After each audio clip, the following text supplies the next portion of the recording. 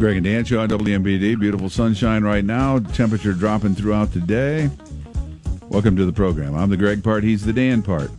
A few months back, we met this gentleman. Brian Katulis is a senior fellow at the Middle East Institute. Has a podcast you need to listen to called Taking the Edge Off the Middle East. He was in Peoria with the World Affairs Council. He is the man we need to have explain to us everything that's going on right now in Iran, and he only has 10 minutes to do it. I know, we got a shotgun this. We got a shotgun. Hi, Brian. 10 minutes to cover Iran. What's up, guys? Not much, how's it going out there? It's good Okay, to talk to you. even the president admitted the numbers. The internet shut down, although Greg was just saying Musk is opening up Starlink, so maybe we'll get more info, but 10,000, 12,000 killed, 2,500. I mean, what are you hearing? Those numbers are the range, and the sad truth is that nobody really knows, including people, I think, in our U.S. intelligence agencies, just because the information sources right now are still quite spotty. So it's certainly in the thousands. I don't know if it's in the tens of thousands, but this is a brutal, repressive regime that has basically stayed in power since 1979, in large part because it's willing to kill a lot of people that oppose it. And that's sad, but I actually think there's some hope for a happier ending here, but we'll see how things play out. Hey, what about history, okay? And the Shah's son was on with Bret Baier on Fox yesterday. We overthrew Mossadegh in 53 along with Britain. And he was a popular democratic socialist kind of a leader. And we put in the Shah.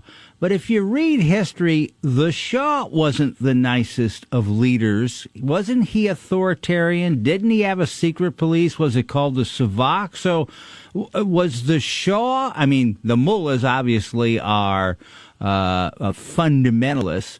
But as we look back historically at the Shah and the relationship with the people that we installed him, how is he?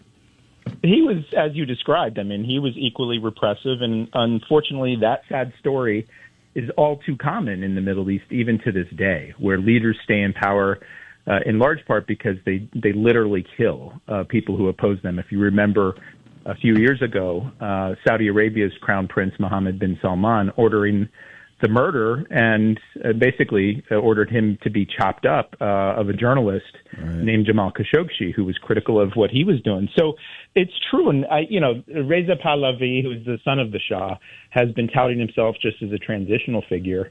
It's really unclear whether he has any support at all inside of Iran. What's going on right now is actually, multiple sectors of society, poor people in rural areas, really angry about the economy. It's the economy, stupid, and angry about the repression as well. And that's what makes this different from previous protests, including the ones in 2022, which were more centered on universities and the elite and women who were upset with the murder of a woman, Mahsa Amini, by the security forces simply because she wasn't wearing her veil properly. But this is different. It's bigger. And I think it could actually have a much different ending, but it'll be a bumpy ride. So what is the state of their economy?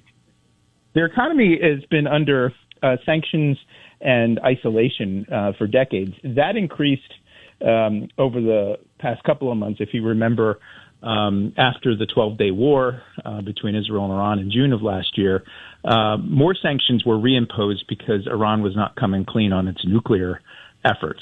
So snapback sanctions, they call it. So it's the biggest factor that has hurt people's lives is their currency has been just the value of it has been spiraling downwards. And that just makes it hard for people to just feed their kids and take care of things. So it's an economy that's under siege, and it's an economy that actually has suffered also because this regime, this repressive regime, spends a lot of its own money supporting actors around the Middle East, terrorists, Hezbollah and Lebanon, other things, and their people know it. And they'd rather the Iranians would like the Iranian people would like to see their government take care of their own rather than take care of terrorists around the region. And as far as a democracy, the World Affairs Council had Thomas P.M. Barnett in, and he's written several books. And I was sitting at dinner with him, and he said, if you look at the Middle East, Iran, maybe outside of Israel, has the most college-educated people in the countries in the Middle East, they've always been Western-leaning and would love their form of a democracy. How does that come about?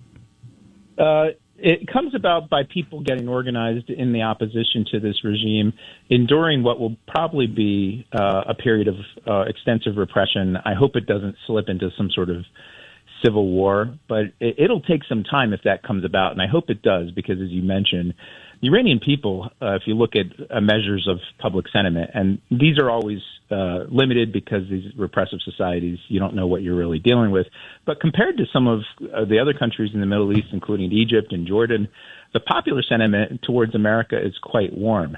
And thanks for mentioning my podcast, Taking the Edge Off the Middle East. The next episode, we just recorded it yesterday, has a top Iran specialist, and we talk about these dynamics. It'll be out next Tuesday, January 20th, and he talks about a pathway that'll take some time, but because, as you mentioned, the Iranian people are highly educated, especially the women, and don't like the mullahs and the religious police and this repressive authority. I think you might see something different here, but I think before we get to that path of democracy, I'm afraid we're going to see a lot more bloodshed. We're talking with Brian Katulis. He is a senior fellow at the Middle East Institute, and the host of that podcast. Will remind you what that podcast is in a minute. Here's a question then. In the meantime, between today and then, whenever maybe things work out, what is our options? What is President Trump's options? What is our military's options? There seems to be a vague, "Hey, we'll help you," coming from the president, but yeah. I don't know what that means. Does that mean we're sending people in, or we just going to keep an eyeball on it? What are we going to do? No, yesterday it was reported that President Trump had a meeting with his top advisors. And this is a really tricky situation. It's really tricky to rock this rhyme here in Iran, just because if you intervene militarily, meaning some of the options they talked about were targeting some of the security officials who are in charge of this repression and hitting their headquarters and things like this. Because Trump, in essence, issued a red line, right? And red lines issued by U.S. presidents in the Middle East are infamous for not being upheld. Remember Barack Obama with Syria and things like this. So that's one option. Other options are we have extensive cyber attack capabilities that could actually cripple some of the functionings of these security institutions. What I think is unlikely to happen, because President Trump in his first year, and I have a report coming out in about a week on how he has handled the Middle East in the first year, he essentially has gutted and cut U.S. national security agencies across the board. So some of the organizations that would be part of a jump team to go in and help Iranian people help themselves, and again, not militarily. Right. They just don't exist anymore. And the other thing that doesn't exist is because he cut Voice of America broadcasting. There used to be Persian language open sources that the U.S. would support to get information to the Iranian people. We're not really doing that as much because, again, Elon Musk, Doge, Trump in his first year unilaterally disarmed the United States with these tools that actually, again, not to govern Iran, but to shape and influence the outcome. So it's really important to ask that question, what's next? You know, what's interesting about this, if they flip, if Iran becomes a democracy, and even though I'm very critical of Trump on certain things, a while back he did say to the Iranian people in his own Trump way, "Oh, I love those people. They love us. They're very smart. We'll help them." Yeah.